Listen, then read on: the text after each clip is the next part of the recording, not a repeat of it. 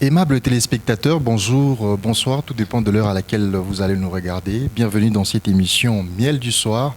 Cette émission, mesdames et messieurs, qui vous accorde la chance de découvrir la parole des yeux, l'évangile sans mélange, une production du ministère international Camp de Refuge. Nous sommes en République démocratique du Congo, dans la province du Katanga. Précisément à Lubumbashi, au quartier Bel Air, justement, croisement des avenues Chaussée des Kassenga et Philaos au numéro 22-23, bergerie du révérend pasteur Emmanuel Batwambi, que nous avons sur ce plateau, à qui nous disons bienvenue, pasteur. Merci, frère Shadrach. Et surtout, bonne année 2023. Merci, je vous les retourne aussi. Merci. Et que Dieu bénisse votre année, que la grâce de Dieu soit sur vous. Amen. Et qu'il vous bénisse pour toute le foi que vous avez été à son service. Amen. Et cette année, qu'il ajoute encore l'onction ainsi que l'énergie. Amen. Mesdames et messieurs, nous sommes là, nous disons merci à toute l'équipe qui nous sert pour le compte de cette émission Miel du soir que vous découvrez à pareille heure sur votre télévision. Alors, 2023 au ministère international Camp des Refuges est une année du relèvement avec un thème basé sur la croix et ses conséquences dans la vie de l'homme. Pasteur, un petit mot par rapport au thème annuel. Wow, merci beaucoup. Un petit mot par rapport au thème annuel. Nous parlons cette année, en fait, de l'année du relèvement. L'année du relèvement, pourquoi? Parce que les relèvements ne se fait pas sans la croix. C'est pour cette raison que le thème central parle de la croix ainsi que ses conséquences. Et si nous parlons du relèvement, ça veut dire qu'il y a eu la chute. On ne peut pas parler du relèvement sans la chute. Et parler du relèvement signifie qu'il y a quelqu'un qui était tombé, il y a quelqu'un qui a chuté et il faut maintenant relever cette personne-là. En réalité, ici, je suis comme dans les livres d'Ecclésiaste, chapitre, frère Shadrach, on peut lire ça. Okay. Les livres d'Ecclésiaste, chapitre 4, le verset 9. Ecclésiaste, chapitre 4, le verset 9. Qu'est-ce que la Bible dit? Oui, parce que là, je crois que c'est le verset qui peut vraiment bien nous faire comprendre avant peut-être d'aller plus loin, mais c'est un verset qui résume. Ecclésiaste, chapitre 4, le verset 9. Ecclésiaste chapitre 4, verset 9e. Ouais. Nous lisons deux valent mieux qu'un parce qu'ils retirent un bon salaire de leur travail. Très bien. Le verset 10. Oui. Car s'il tombe, l'un relève son compagnon. Très bien. Mais malheur à celui qui est seul. Malheur à celui qui est seul.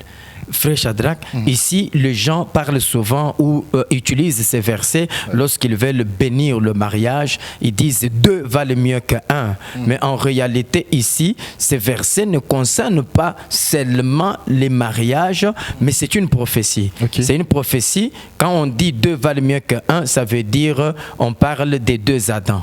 Vous voyez, on parle des deux Adams, on peut trouver ça à 1 Corinthiens chapitre 15, le verset 45. 1 Corinthiens chapitre 15, verset 45. Verset 45. Oui, parce que vous m'avez surpris avec cette question. Oui. Nous y allons quand même. 1 Corinthiens 15, 45. C'est pourquoi il est écrit, oui. le premier homme, Adam, devint une âme vivante. Le dernier Adam est devenu un esprit vivifié. On parle de combien d'Adam? Deux Adams. Deux Adams. Donc le premier Adam, c'est le Adam du jardin d'Éden. Et le dernier Adam, c'est le Adam du jardin de Gethsémane. Ça, c'est Jésus.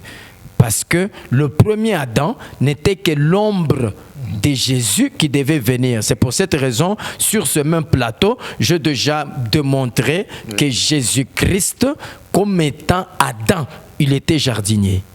Parce que quand Jésus ressuscite, en Jean chapitre 20, le verset 15, Jean 20, 15, Jésus ressuscite comme un jardinier. Donc c'est pour montrer que le premier Adam qui était jardinier n'était que l'ombre. Alors, Ecclésiaste, dans sa sagesse, nous dit deux valent mieux qu'un. Parce que s'il tombe, l'un relève l'autre. Alors, ici, on parle des deux Adams. Les deux Adams, c'est le premier Adam le mari d'Ève, et le dernier Adam, le mari de l'Église. Vous voyez? Ouais. Quand le mari d'Ève est tombé, c'est le dernier Adam qui doit le relever. C'est pour cette raison, c'est par la croix que nous sommes relevés. Parce que nous tous, nous sommes venus d'Adam. Adam qui est tombé, c'était l'humanité tout entière qui était tombée, selon Actes des Apôtres, chapitre 17, le verset 26. Vous voyez? Donc, l'humanité entière, c'est Adam. Quand Adam était tombé, c'était l'humanité entière qui était tombée en Adam. Et lorsque Jésus va à la croix, c'est pour relever l'homme qui était tombé. Voilà un peu en bref ce que je peux dire sur le thème. Voilà pourquoi nous parlons de l'année du relèvement. Pourquoi? Parce que c'est la croix et ses conséquences qui nous relèvent. Merci révérend, merci très chers téléspectateurs. 2023, année du relèvement ici au ministère international Camp des Refuges. Hommes de Dieu, nous allons continuer avec notre thème qu'on a débuté depuis l'année dernière, le ministère prophétique. Nous sommes toujours dans ce même thème, nous allons continuer aujourd'hui. Merci beaucoup révérend Shadrach. Révérend Shadrach, ça sonne mieux comme ça. Hein? Révérend Shadrach. Voilà. Alors, parce que parfois, on pense que pour être appelé révérend, il faut seulement... non. Tout le monde, même il y a des révérends frères et des révérendes sœurs. Oui, un frère peut être un révérend, pourquoi pas. Hein, pourquoi pas. Il a aussi le Saint-Esprit, n'est-ce pas? Voilà. Amen. Donc, nous étions en train de parler de ministère prophétique. Et en parlant du ministère prophétique, nous avons dit que nous avons 3 niveaux de l'inspiration prophétique. Vous voyez?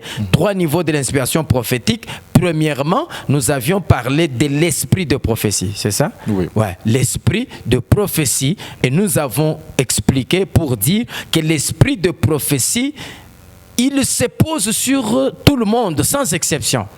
Ouais, c'est parce que Dieu ne fait exception des personnes. Il peut utiliser même un animal. Nous avons vu un animal qui a prophétisé dans la Bible. Là, c'était l'esprit de prophétie. Et deuxièmement, nous avons parlé des dons du Saint-Esprit ou le don de prophétie. Le don de prophétie, c'est une grâce que quelqu'un a de prophétiser. Vous voyez? Et j'avais d'ailleurs insisté pour dire le don ne peut pas diriger une église. Le don ne peut pas diriger une église. L'esprit de prophétie ne peut pas diriger une église parce que l'esprit de prophétie nous donne d'ailleurs des inspirations qui sont passagères. Je peux aujourd'hui prophétiser, ça s'arrête là, je ne prophétiserai plus jamais. Donc, il ne faut pas que nous puissions confondre les choses parce que quelqu'un est frappé par l'esprit de prophétie, il prophétise, il libère un message aujourd'hui, c'est fini, lui-même commence à s'appeler prophète. Ça, ce sont des erreurs que nous devons éviter. Et le troisième niveau, c'était les ministères prophétiques. Et nous avons dit que celui qui a le ministère prophétique, celui-là, il n'est pas seulement un voyant, non, mais c'est quelqu'un qui maîtrise les Écritures. Ouais, c'est quelqu'un qui maîtrise les Écritures, c'est quelqu'un qui est en train de nous expliquer la prophétie biblique. Il est capable de nous dire que telle prophétie s'est déjà accomplie, telle autre prophétie ne s'est pas encore accomplie. Est-ce qu'on peut donner un exemple pour ce troisième niveau et puis nous évoluerons? Apocalypse chapitre 11. Apocalypse chapitre 11. Apocalypse chapitre 11, le verset 3. Le verset 3. Ouais. Je donnerai à mes 2 témoins le pouvoir de prophétiser, revêtus de sac, pendant 1260 jours. Très bien. Le verset 4. Ce sont les 2 oliviers et les 2 chandeliers qui se tiennent devant le Seigneur de la terre. Si quelqu'un veut faire du mal, du feu sort de leur bouche et dévore leurs ennemis. Et si quelqu'un veut faire du mal, il faut qu'il soit tué de cette manière. Le verset 6, ils ont le pouvoir de fermer le ciel. Merci. Merci. On peut aller au verset 8. Au verset 8, verset 8. Et leurs cadavres seront sur la place de la grande ville. Merci. Alors ici, on est en train de parler des 2 témoins. Qui sont les 2 témoins? Révérend Shadrach, les 2 témoins ici, en En fait, c'est une prophétie. Oui. Et cette prophétie ne s'est pas encore accomplie. Mais elle s'accomplira après l'enlèvement de l'Église. Okay. Lorsque l'Église sera enlevée, c'est ainsi que l'Esprit de Dieu utilisera ces deux oliviers. Vous allez voir que ces deux oliviers, lorsqu'on parle d'eux, en réalité, on dit ils ont le pouvoir de fermer le ciel pour qu'il ne puisse pas pleuvoir. Et ils ont le pouvoir de changer l'eau en sang. Frère Shadrach, là-bas, nous avons déjà deux personnes. Oui. Celui qui a fermé la pluie, dans la Bible, c'est Élie. Celui qui a changé l'eau en sang, c'est Moïse. Vous voyez, c'est l'esprit de ces deux personnes qui sera en train d'agir. Agir comment? Ils seront en train de prêcher. C'est ça qu'on appelle les témoignages. Leur témoignage, c'est le message qu'ils seront en train de donner. Ces messages-là, ils seront en train de donner ce message à la Vierge folle. La Vierge folle, parce que nous avons la Vierge sage et nous avons la Vierge folle. 5 Vierges sages, ce sont ceux-là qui vont connaître l'enlèvement. C'est l'Église. Maintenant, les 5 Vierges folles, c'est Israël ainsi que tous ceux-là qui rateront l'enlèvement du côté de l'Église. On les met ensemble. Alors, les deux témoins viendront maintenant avec un message à donner à Israël pour que Israël puisse aussi accepter Jésus. Okay. Parce que aujourd'hui, Israël n'est pas sauvé parce qu'il n'a pas accepté Jésus. C'est ainsi que quand Jésus reviendra, Israël l'acceptera. Regardez la confirmation de cette prophétie en Zacharie chapitre 12, le verset 10. Zacharie chapitre 12, le verset 10. Le verset 10. Ouais. Zacharie chapitre 12, le verset 10e. Oui. Alors je répandrai sur la maison de David et sur les habitants de Jérusalem un esprit de grâce et supplication. Très bien. Regardez. Ça veut dire qu'aujourd'hui, l'esprit de grâce et de supplication n'est pas sur la maison de David, de Judas, Israël. Cet esprit n'est pas sur eux. Ça veut dire aujourd'hui, ils n'ont pas le Saint-Esprit. Ils n'ont pas la grâce. C'est l'Église qui a le Saint-Esprit et c'est l'Église qui a la grâce aujourd'hui. Mais maintenant, après l'enlèvement, quand ils vont recevoir aussi et accepter, croire en Jésus, c'est alors que l'Esprit de grâce leur sera aussi donné. Vous voyez? Ce n'est pas aujourd'hui. Ça peut être l'enlèvement. Ce qui suit va confirmer. Et ils tourneront le regard vers moi. C'est lui qu'ils ont percé. Ils pleureront sur lui comme on pleure sur un fils unique. Très bien. Vous voyez? Ils tourneront maintenant vers moi. Ils vont pleurer. Parce qu'aujourd'hui, Israël ne pleure pas. Pourquoi, révérend Shadrach? Pleurer, dans le langage de la Bible, c'est se repentir. Vous voyez?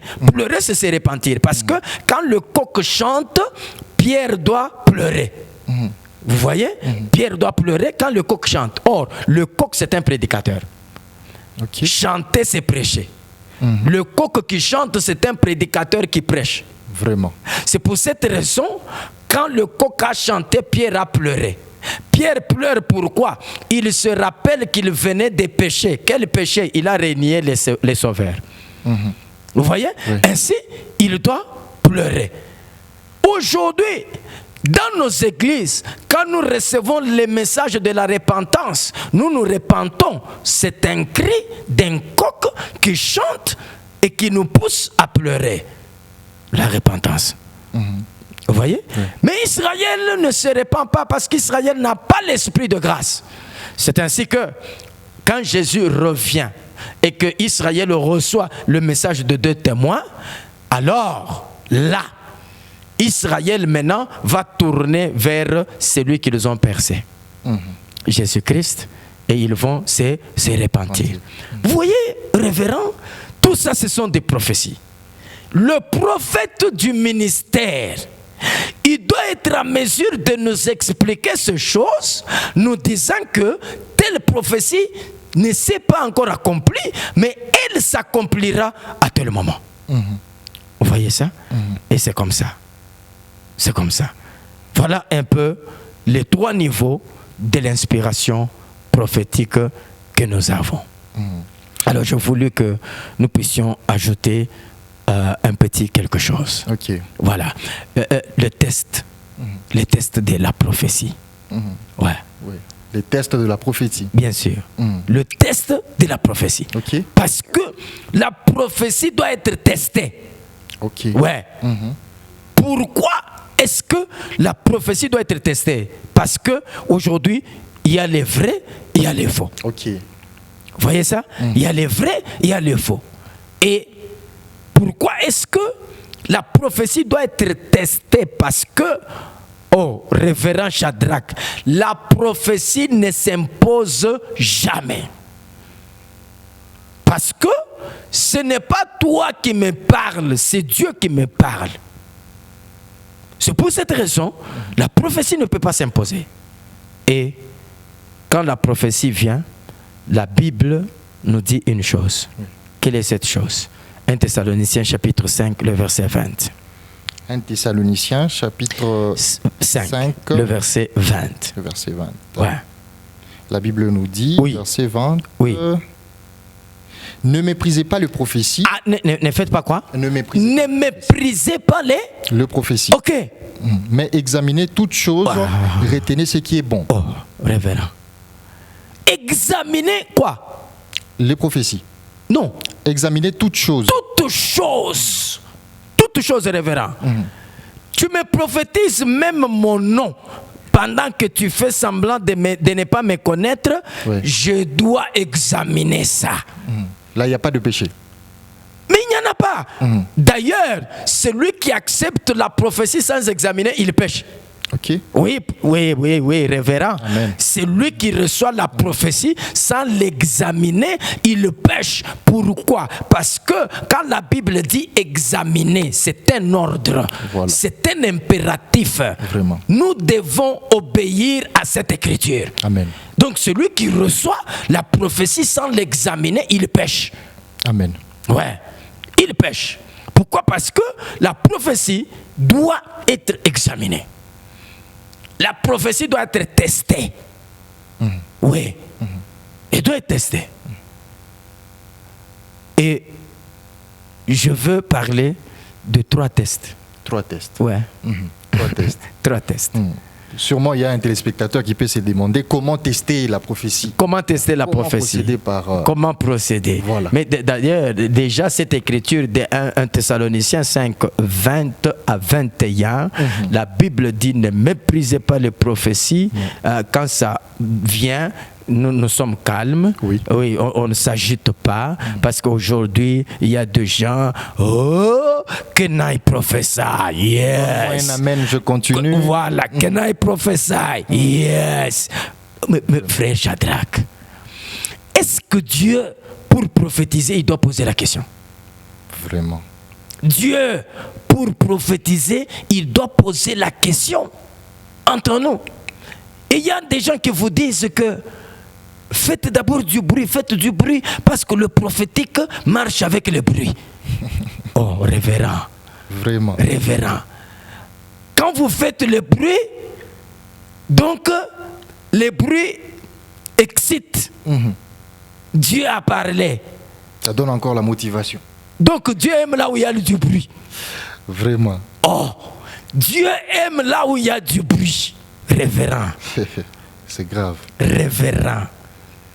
Vous savez que il y a une écriture qui me vient à l'esprit. Si Dieu fait grâce et que je la trouve vraiment, ça sera une bonne chose. Ouais. Mesdames et messieurs, vous êtes branchés sur votre télévision dans ce programme Miel du soir, une production du ministère international Camp de Refuge avec le révérend Emmanuel Batang. Révérend, j'ai trouvé le verset. Okay. Merci Seigneur. Lisons un peu 1 Roi, chapitre 19. 1 Roi, chapitre 19. Oui. Le verset 11. Le verset 11. Ah, écoutez un peu ça. Écoutez Écoutez un peu ça. 1 Roi 19, 11. Qu'est-ce que la Bible dit? L'Éternel dit, Oui. sors, et tiens-toi dans la montagne, Oui. devant l'Éternel. Oui. Et voici, l'Éternel passa. Ah, Et devant l'Éternel, Oui. il eut un vent fort il y a un vent fort et violent et violent qui déchirait qui les montagnes déchirait les montagnes et brisait le et brisait les rochers. rocher. L'Éternel n'était pas dans le vent. Révérend. Faites du bruit parce que les prophétiques marchent avec le bruit. Dieu doit parler quand il y a du bruit. Mais ici, Dieu dit à son serviteur, tiens-toi là, je vais passer. Et puis, il y a un vent violent qui déchire. Mais c'est ça le bruit, n'est-ce pas? Oui. Ouais. Oui. C'est ça le bruit. C'est ça le bruit. Un vent violent frappe. Mais ces vents violents là-bas qui déchirent même le rocher. Mais quand on regarde, Dieu n'est pas dans le vent. Dieu n'est pas dans ces vents violents. Oui. Vous comprenez? Oui. Allez-y, papa. Et après le vent, ce fut un tremblement de terre. Ah, le tremblement de terre fait du bruit. Oui. Ouais, parce que quand il y a les tremblements de terre, c'est les maisons tremblent. Vous voyez ça? Oui. Il y a eu, donc, premièrement, il y a un vent fort qui déchire les rochers. On regarde, Dieu n'est pas là. Dieu n'est pas là. Donc, dans les bruits, Dieu n'est pas là. Amen. Oui. Dans les bruits, Dieu n'est pas là. C'est pourquoi il y a même aujourd'hui un adage où les gens sont en train de dire, voilà, nous sommes dans les bruits. Oui, c'est honteux. Oui. Dieu n'est pas dans les bruits. Vraiment. Ouais. Dieu ici, le vent violent frappe. Dieu n'est pas là. Maintenant, après, c'est le tour des tremblements de terre. Regardez ça. Ce fut un tremblement de terre. Oui. L'Éternel n'était pas dans le tremblement. L'Éternel n'était pas dans les tremblements. Oh, mais il est où, révérend? Vraiment. L'Éternel est où? Le verset 19, on trouve maintenant l'Éternel. Le verset 19. Oui. La Bible nous dit dans le verset 19. Non, 12. Le verset 12. Le verset 12. Oui. Et après les tremblements de terre, oui. un feu. L'Éternel n'était pas dans le feu. L'Éternel n'était pas dans le feu. Et puis? Et après le feu, un murmure doux et léger. Un murmure doux et léger. Quand Élie l'entendit, oui. il s'enveloppa le visage de son manteau. Okay. Il sortit et s'éteint à l'entrée de la caverne. Okay. Et voici, une voix lui fit entendre oui. ces paroles. Oui. Que fais-tu ici, Élie? Qui parle maintenant? Voilà. Qui parle maintenant? C'est Dieu. C'est Dieu. Révérend. Vous voyez, on a cherché Dieu dans les vents violents, il n'était pas là. On l'a cherché dans les tremblements de terre, il n'était pas là. On l'a cherché dans les feux, il n'était pas là. Dieu vient dans un vent doux, murmure doux et léger. On trouve Dieu. Vous voyez. Donc, il y a lieu aujourd'hui d'examiner. C'est pour cette raison. Le premier test de la prophétie, c'est le test de l'écriture. De l'écriture. Ouais. Le test de l'écriture. C'est le premier test. Ok. 2 Timothée chapitre 3, le verset 16. 2 Timothée chapitre 3, le verset 16. Oui. Chapitre 3, le verset 16. Toute écriture est inspirée des dieux. Toute écriture est inspirée des dieux. Utile pour enseigner, pour convaincre, pour corriger, pour instruire dans la justice. Très bien. Très bien. Vous voyez ça, révérend? Toute écriture est inspirée des dieux. Parce que la prophétie, c'est une inspiration. Oui. Amen. Et la prophétie ne doit pas blesser les écritures. Amen. Une prophétie qui blesse les écritures, elle est fausse. Amen. Automatiquement, la prophétie qui blesse les écritures, elle est fausse. Elle est fausse. Elle est fausse. La prophétie ne peut pas contredire les écritures parce que la vraie prophétie, c'est la parole de Dieu. Amen. Ainsi, nous avons les tests de l'écriture. Quand je reçois la prophétie, je dois l'examiner aussi à la lumière des Écritures. Est-ce que cette prophétie est conforme aux Écritures? Vraiment. Si elle n'est pas conforme aux Écritures, je la rejette parce que la Bible dit retenez ce qui est bon. Donc ça, ce n'est pas bon, je rejette. Amen. Amen. Retenez ce qui est bon. Vous voyez? Donc c'est ça, le premier test. Ok. Un prophète, révérend Shadrach, un prophète ne peut pas te dire que voilà, le Seigneur m'a dit que tu dois te déshabiller, je dois te laver. Mais tu es marié, tu es la femme d'autrui. Ouais. Tu es la femme d'autrui. Là, c'est à rejeter. Pas conforme aux Écritures. Pas conforme aux Écritures. Parce qu'il y en a qui disent non, non. Élisée, c'est Élisée. Il est monté sur l'enfant qui était mort. Il a mis sa bouche contre la bouche de l'enfant. Rabaka saka saka saka.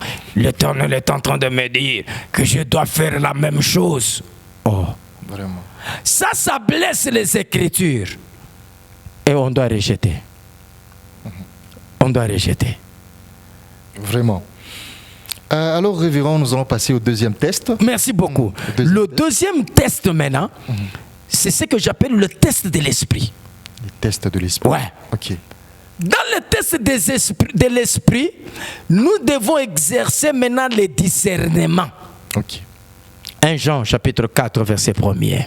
1 Jean chapitre 4. Le verset 1er. Chapitre 4, verset 1er. Oui. Bien-aimés, n'ajoutez pas foi à tout esprit. Oh là là, écoutez, écoutez. Mais éprouvez les esprits. Très bien, mais attendez. N'ajoutez pas foi à quoi? À tout esprit. À tout esprit. Ça signifie, ne croyez pas en tout. N'acceptez pas tout. Ne faites pas confiance à tout. C'est ça, n'ajoutez pas foi à tout esprit. À tout esprit. Ouais. Mais éprouvez les esprits Éprouvez pour les... savoir s'ils sont... mais éprouver, ça veut dire faire les tests, non? Voilà, ouais. examiner. Examiner. Éprouver les esprits. C'est ça, amener, faire l'épreuve. Faire passer ça par l'épreuve. Éprouver les esprits pour faire quoi? Pour savoir s'ils sont des dieux, car plusieurs faux prophètes sont venus dans le monde. C'est moi qui dis ça. C'est la Bible, la parole des dieux. C'est moi qui dis ça. La Bible. La Bible dit, n'ajoutez pas foi à tout esprit. N'ajoutez pas foi à tout esprit. Ne croyez pas en tout. Pourquoi? Éprouvez des esprits pour savoir si ils sont des dieux, car plusieurs faux sont venus dans le monde. Mais révérend. Vraiment. Révérend. Plusieurs faux prophètes sont venus dans le monde. Alors, n'acceptez pas. Hein? Comme on dit, mouchichike. Amen. Examinez. Testez. Éprouvez. Là, je reçois. Vous savez pourquoi la Bible est en train de dire, aujourd'hui, il y a de faux prophètes. Plusieurs. C'est la Bible qui les dit, c'est pas moi. C'est pas moi. C'est pas moi. Amen. Amen. Ce n'est pas moi qui dis ça. Mais la Bible dit, car plusieurs faux prophètes font quoi? Sont venus dans le monde. Sont venus dans le monde. Or, révérend Shadrach, nous sommes dans le monde. Oui. Donc, on ne dit pas, ils viendront. Ils sont venus. Ils sont venus. Ça veut dire, pendant que nous parlons, Ils sont là. ils sont là. Amen. Ils sont là. Amen. Et je crois que prochainement, parce que je vois que le temps est parti, prochainement, je vais bien expliquer ce deuxième test. Amen. Et un téléspectateur sera béni. Merci beaucoup, que Dieu vous bénisse, papa, pour cet enseignement. Je vous en prie. L'évangile pur. Mesdames et messieurs, que vous découvrez dans l'émission Miel du soir, que vous regardez présentement sur votre télévision. Une production du ministère international Camp de Refuge. Nous sommes dans la province du Haut-Katanga, précisément à Lubumbashi, au quartier Bel-Air. Justement, croisement 2 avenues Philaos et chaussée des Kassenga au numéro 22-23, bergerie du révérend pasteur Emmanuel Batouambi. Nous disons merci à toute l'équipe qui nous a servi aujourd'hui. Restez connectés sur votre télévision parce que le programme continue.